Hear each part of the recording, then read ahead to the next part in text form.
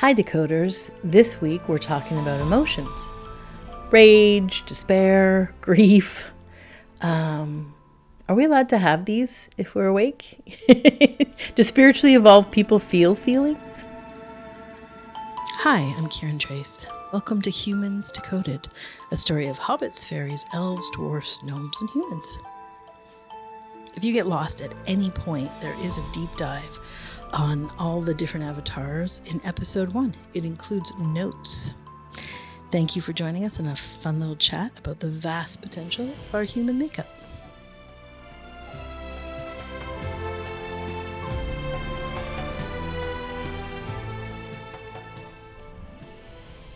Hi Leela. Hi Cami. Hi girls. So this week I've been thinking about emotions, which as an elf doesn't necessarily happen very often. But it's been inspired by you, Kiran, as you said something to me this week about grief. And you said, underneath the sensations, underneath this emotion, there's a story which says, this should not have happened like this. And it sort of stuck with me, and I was like, oh, is this true? What am I seeing here? And it just inspired me to think about emotions and, what are they?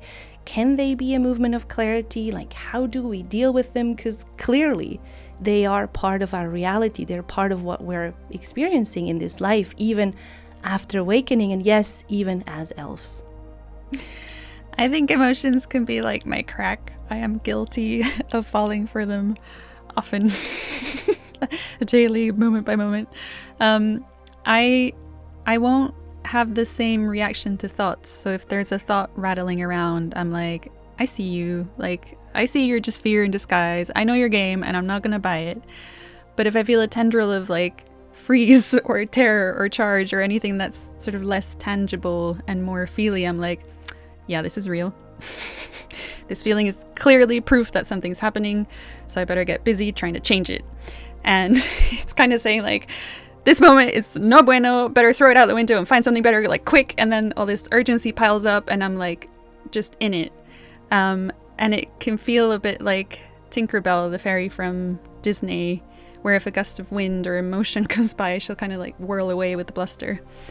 And I feel like you can also get a sort of high from the drama, from the emotions. Maybe a bit like eating handfuls of gummy bear.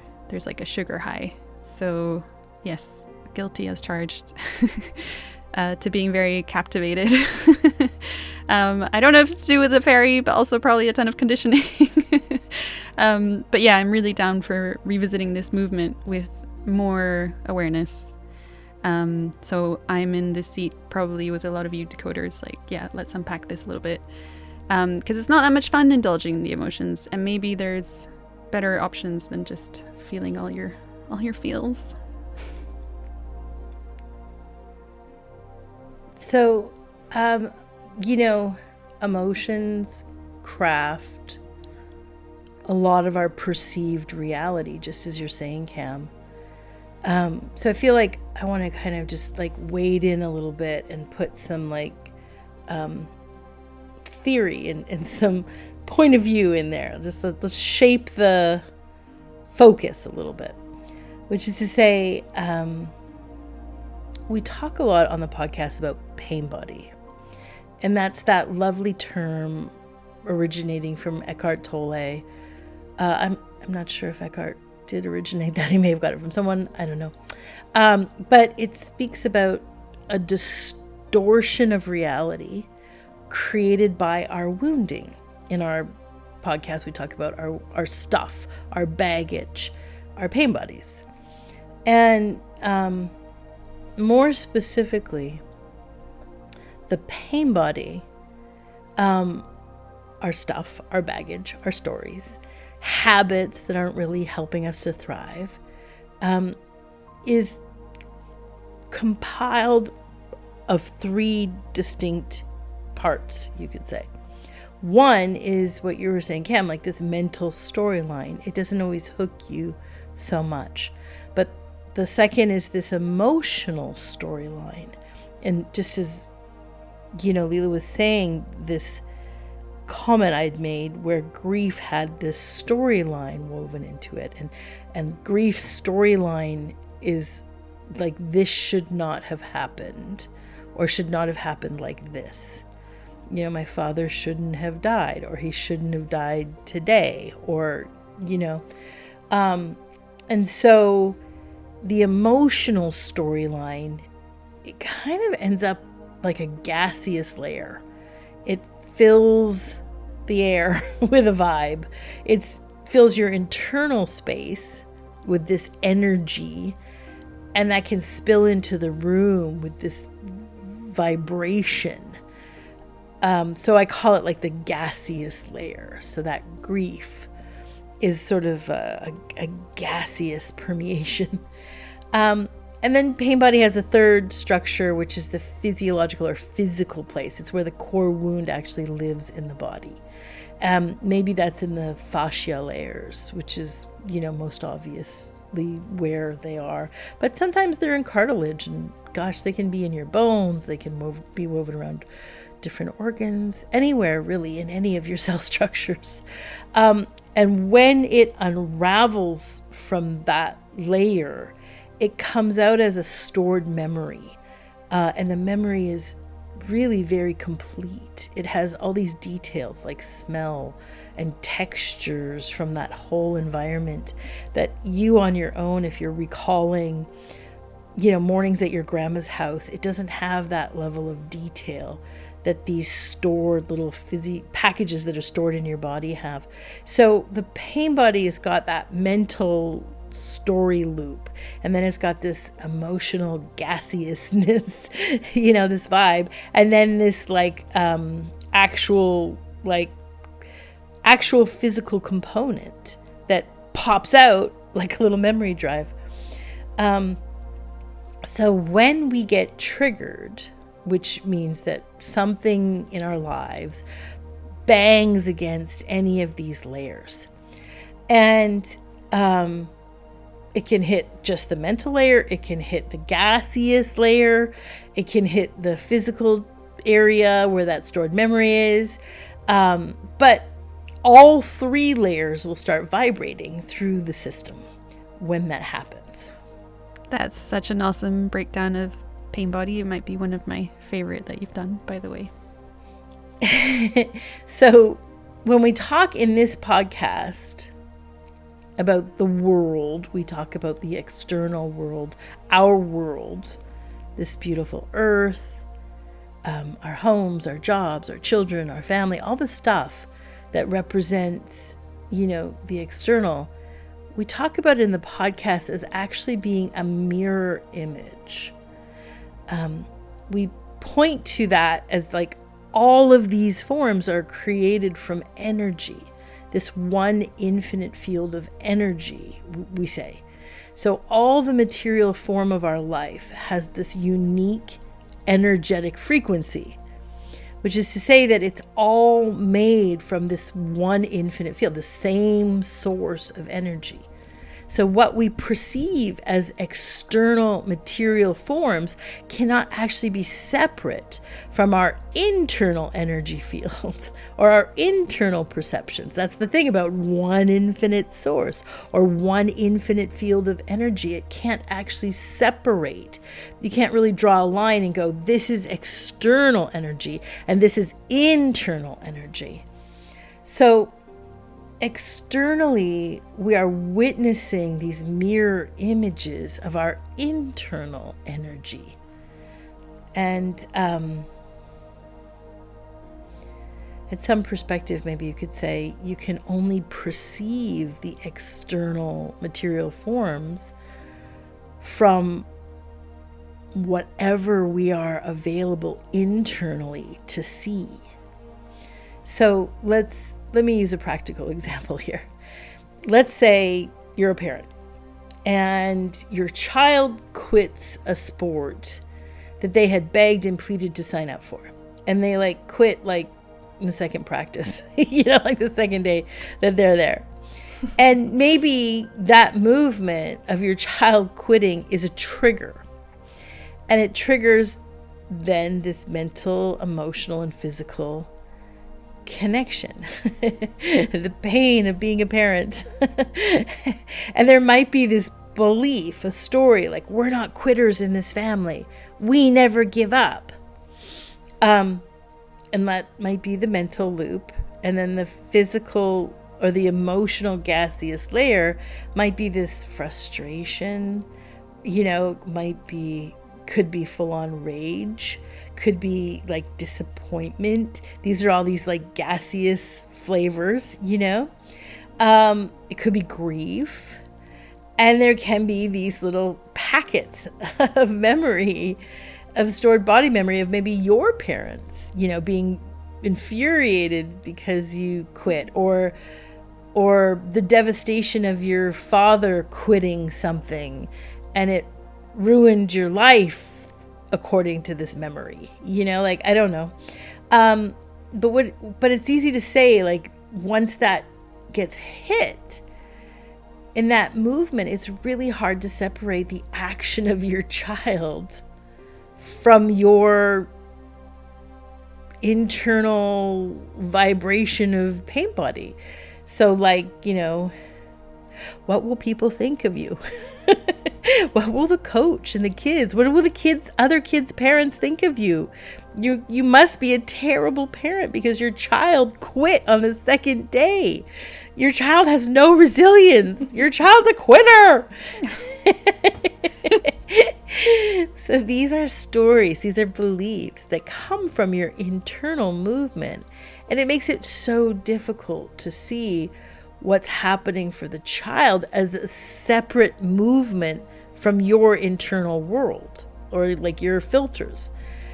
And then if you add to that your child's desire to quit on the second practice could be coming from your child's triggering, right? Your child's internal belief systems. Like, I don't know, on the baseball field during that practice, the coach was having a hard time, and there was this really big trigger for your child because your coach did this stupid thing, because the coach was having a hard time because the coach got triggered and was, having a hard time seeing what was real about the 5-year-olds all on the tee, all running around with their equipment on that day. And that could be because the parents who were there at the top of the practice were projecting beliefs and triggering the coach. So what I'm saying is, we're in our bubbles. We're in these triggered, pain body bubbles, and we're looking at reality, and it becomes very difficult to differentiate what's happening in reality versus my story of what's happening. And especially this gaseous layer that creates this vibe, and it seems like it's so, if I'm feeling this, it must be true. It must be true. You can see in the parents and the coach and the child and you as a parent, it must be true. So differentiating your story, someone else's story, reality is challenging. And I don't even think one necessarily has to see reality. Although, man, that sure helps with peace. Creating a few tools to be in reality is a very serious step to living in peace. But what is intelligent, is the trigger is going to amplify the pain body, and most especially that gaseous layer. But what is intelligence is this trigger that amplifies this gaseous layer. And that's intelligent. It's intelligent that those are getting highlighted or amplified because of the trigger or the poke. When it gets highlighted or amplified, it lets you see. So instead of getting blinded by the story, you actually see, because it's not comfortable. It's really quite painful when it gets poked and it gets highlighted. So it allows you to see the belief that you're having there. And that's really valuable. And so whether that emotional vibe is the frustration, the rage, the despair, maybe it's grief, All the colors of the rainbow create these emotions. They all hurt. And that hurt can serve us as an intelligent wake up to where we're holding a story or our baggage or our habitual stuff against reality. So if the emotion hurts, it's a sign that there's something really important to discover here. So if there's a little emotion pinging, it's showing me where I'm aligned with my story and where I'm internally saying this moment needs to be different. And that is being fueled by wounding. And the wounding has an agenda on how each moment should show up. So ultimately it's fighting with reality, and that's why it's showing up as an owie right now, because reality's not fighting with it, but the story is like, this should be different. So then that's the bind. That's like the human drama. That's the bubbles that we all sort of, I don't know, just either fight or agree with, or I don't know, look at the world right now. So yeah, I grew up in a household where nobody was questioning that. We were 100% all in our own bubbles. So according to the family playbook, emotions, there's one and you give it center stage. So my mom was the queen of emotions, so she ruled sovereign in the house. She was very much at the whim of any slight little miscomfort. And if there was a wisp of a story that came her way, she would indulge, definitely not question. And then everybody in the house would set to work. Okay, mom's upset, better not do this again or get in the way or make sure that's fixed. So they were given an enormous amount of weight, and inevitably we would all mirror this behavior. So if there was an emotion, you'd just get really indulgy with it. And then add to that, we had this free pass of being, Latin or Scottish. So we would say things like, oh, we're Latinas and we're so passionate and, expressive. Or my dad would say the same thing. I'm from Glasgow and we're so passionate in Scotland. So, yeah, like Kiran was saying, everybody is inside their own bubble and it's never getting examined. And it becomes a very trancey loop because it's kind of like getting high off of your own supply. And you can stay there for a really long time. It's sort of got its own juice. It's like self-serving, and you can stay there your whole life, I think, probably most people, unless it gets questioned. I grew up the complete opposite. Like, emotions, they were not a thing. I grew up in a Swiss household, and I do suspect it's a very Swiss thing that you don't display any emotion regardless of what it is. Like, is it love? Is it joy? Are you happy? Are you angry? Nobody would know because there's no way to tell on your face or on your behavior. It's all neatly boxed in. And so I was very used to swallowing everything from a very young age. Like, I experienced sort of very big emotions or big grief when I was fairly young, like 10 years old. And I think I've talked about this on this podcast before. My sisters died when I was at that age. And I remember my mom saying to me maybe a month afterwards, like, why are you still crying about this? So you can imagine sort of the emotional temperature in our house, at least the way I've experienced it. There wasn't a warmth, or there wasn't an allowing of emotions just existing, being expressed. So I sort of went through my life with very little access to my emotional life and pretty big walls up. And then I started yoga and I came into contact with, the yogis, and all of a sudden it was very allowed to feel emotions, and it was encouraged to have them. It was even applauded when you had, these huge breakdowns in the middle of practice, like, she's having a good release. And at first, all this accessing or allowing emotions to be here, it was extremely scary for me. But after some time, I celebrated the allowing of emotions to come up and out. And as Cam said, it's easy to get a little bit addicted to this catharsis of like, ooh, it feels good, let it out, like even like amplify it a little bit, like stomp and scream and be wild. So the pendulum for me swung a bit too far the other way, I'd say.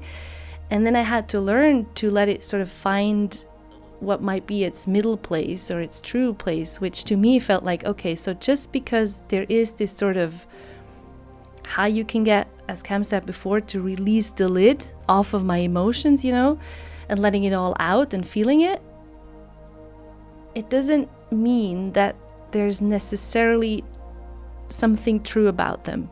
I discovered it obviously with Kiran very much around grief, because grief has been such a theme in my whole life, you know.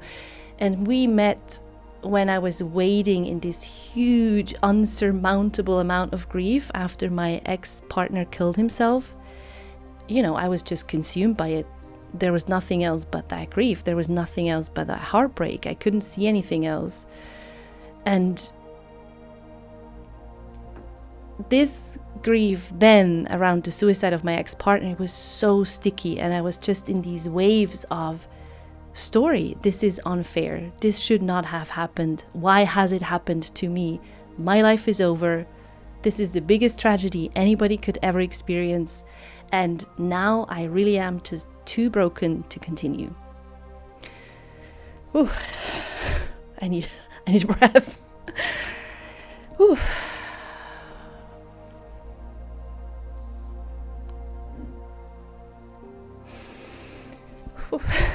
It's really good. All right. You know,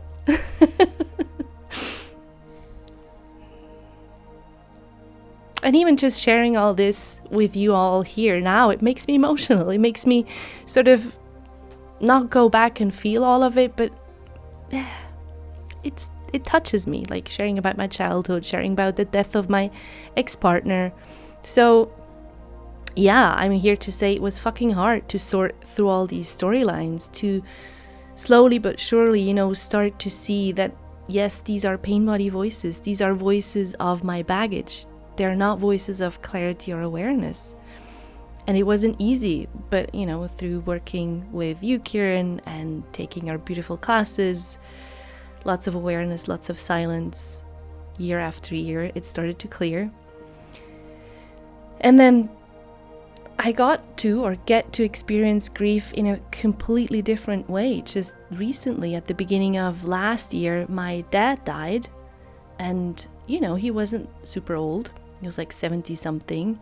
But seeing him pass on was one of the most beautiful things in my whole life, if not the most beautiful one. It feels like a huge gift to get to see in real time how safe death is, how beautiful it is, and ultimately how it is simply, you know, light going back to light. I mean, so gorgeous. And that doesn't mean that there's no grief. It doesn't mean that I'm not grieving, you know, of course, but it isn't so much connected to the story, if not at all, to the story of like, this should not have happened, or how unfair that he died so young. And grief over the years, and now it feels like in my body like a wave that moves through my system, and I, as a person, or as a little me, I don't need to get involved. I don't need to tell a story about this movement. I don't need to get involved with a story of tragedy. And this might sound, I don't know, super detached or maybe a bit cold, but it isn't. It's detached from the person. Like, the I isn't involved, and it, you know, it still hurts. It's painful at times. So the detachment, so to speak, doesn't take away from the, I don't know, the fullness of the emotion, the fullness of the experience, if that makes sense. Gosh, thank you for sharing that. It feels like such a privilege to witness all of your journey, and yeah, thank you. Yeah, I think it's such a unbelievable illustration of how grief has done this full circuit journey with you, or you've done it with grief. I think nobody else can articulate it like that, from having these incredibly traumatic events very early on. You know, some of the most painful movements when your partner dies, and then getting to a place where your father actually dies very young in his life-ish. early 70s, and having now no personal filters stuck in, and like Cam was saying, drinking off that grief, suddenly there's like so much more information about death, and it kind of opens you wide open into a much bigger reality, a much bigger world flip. And it wasn't because you avoided grief. You know. Yeah, this next bit I'm going to share illustrates what happens when you do get very stuck in it.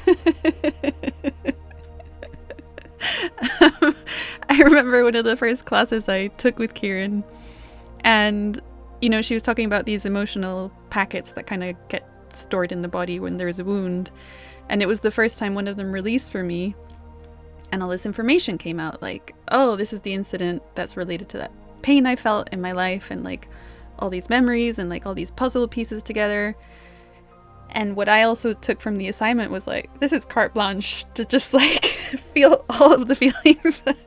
So I just like wallowed in it for a couple of days. It felt like wrapping myself in a sleeping bag, like just all the emotions. And I mean, it wasn't like completely bought in, because there had been a lot of years of self-inquiry, but nevertheless it was like just a full-on sort of emotional binge. And then the next week in class, the prompt was, you might have gotten stuck feeling all your feelings. That's not what we're doing here. It's not a free-for-all for feeling all your feelings, and it's also not repression. It's not pretending that they're not there.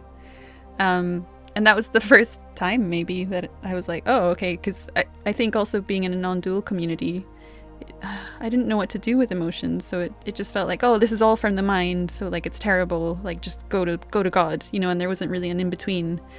But then I think over the years I've kind of learned that there really is a sweet spot where they're not being repressed, they're allowed to arise, but you're connected with the awareness that's providing the ground for all of it.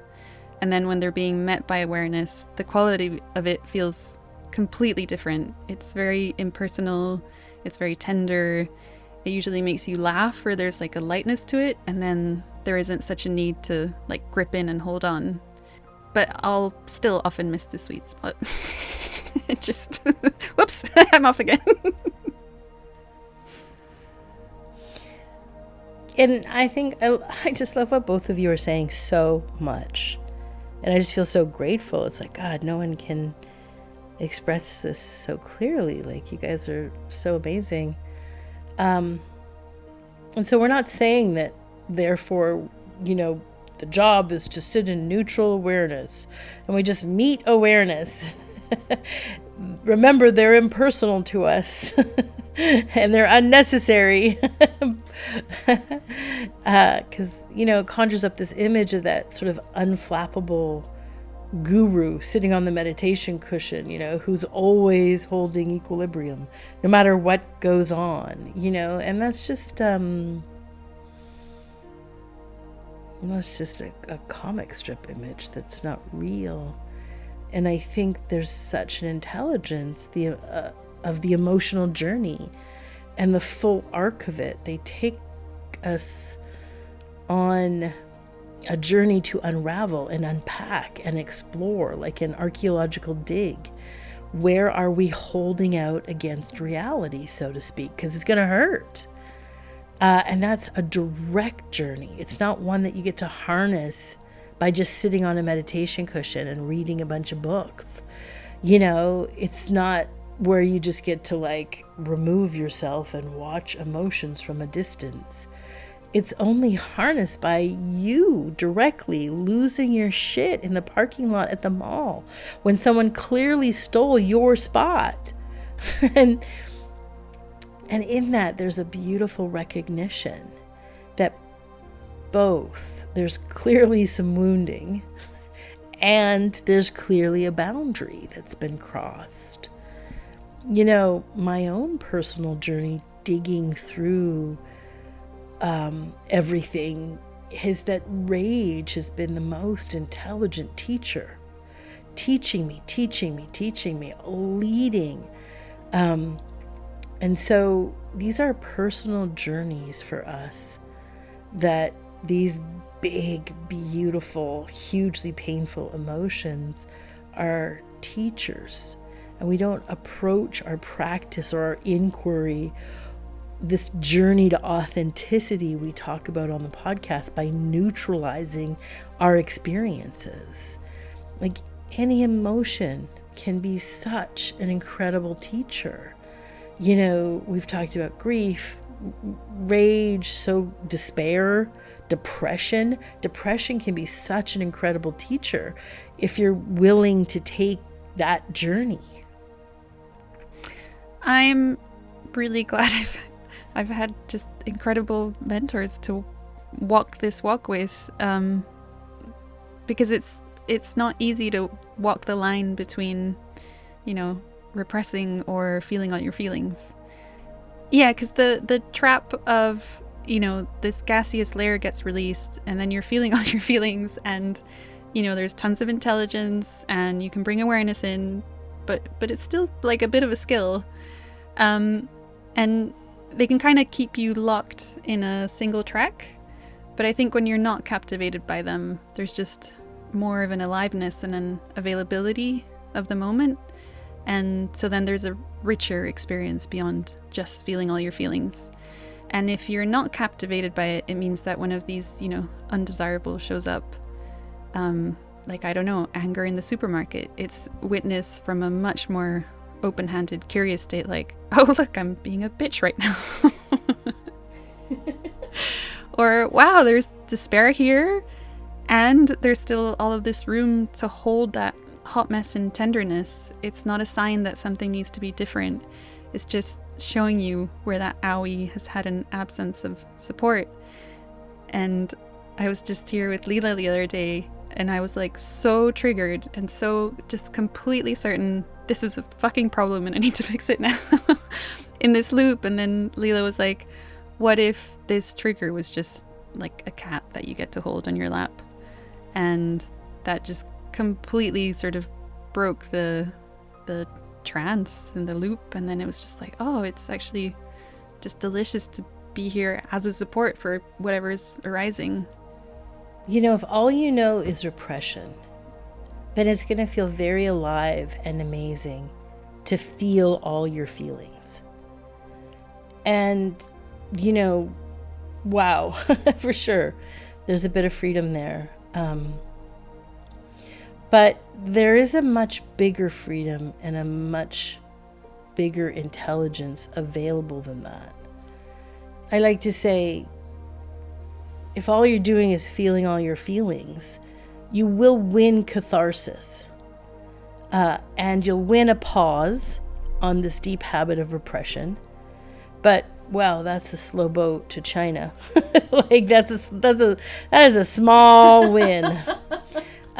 Because there's such a bigger win if you can bring awareness in. Like, so let's just say there's a couple of cool tools, like, you know, a little reminder in your notebook, in your journal, in your phone that said, none of this is actually personal, so don't take it personally. This emotion isn't a sign of what is happening in reality. It's a sign of what life wants me to untangle. Only I can walk this adventure.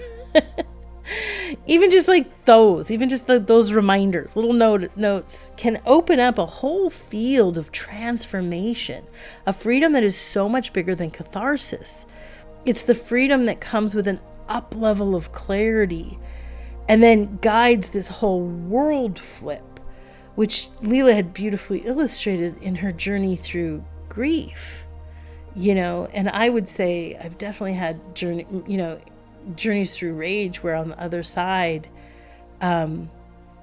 it's just so comfortable and so joyous and so alive to go into rage. It's not a blinded, disconnected from reality movement.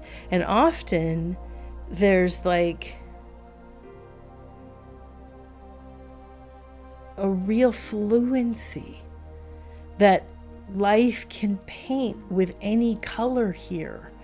And I'm not editing it to be a posture of some kind of guru who's always benign and always has a smile and doesn't feel rages or grief or, nor am I, spewing blind fury of disconnected old wounds all over the people I love,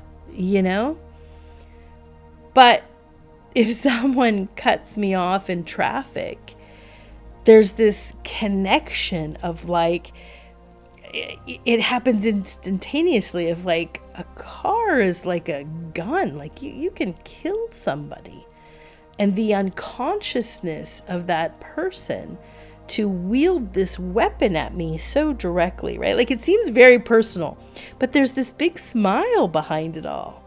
And this connection and this sort of like, there's a real recognition that car and that other person and them swerving to cut me off is still one field, non-separate. It's all just like myself. And then it's like, I don't know, something here moves to wake up. And it's such a joy. I love it. I start waking everybody up on the road, And it's this like, but it's really joyous. It's really comfortable. And in a second, it just is nothing. It goes away like a wind, like just like, so it can go from full on wake up the unconscious, being in the car, that just swerved me. And I'm very open-handed on how that wake up happens, swerve back at them, be very aggressive, honk the horn, I don't know, scream, curse their family and everyone they ever met. I don't know. And then it's like, oh, that's a good song. And it changes like, oh, da da da da da da da. Like it blows away like a breeze. It has no trace. It's totally done. And I think there's an incredible freedom in letting life blow through you with this magnanimous intelligence versus you sort of wringing out catharsis by feeling all the feelings.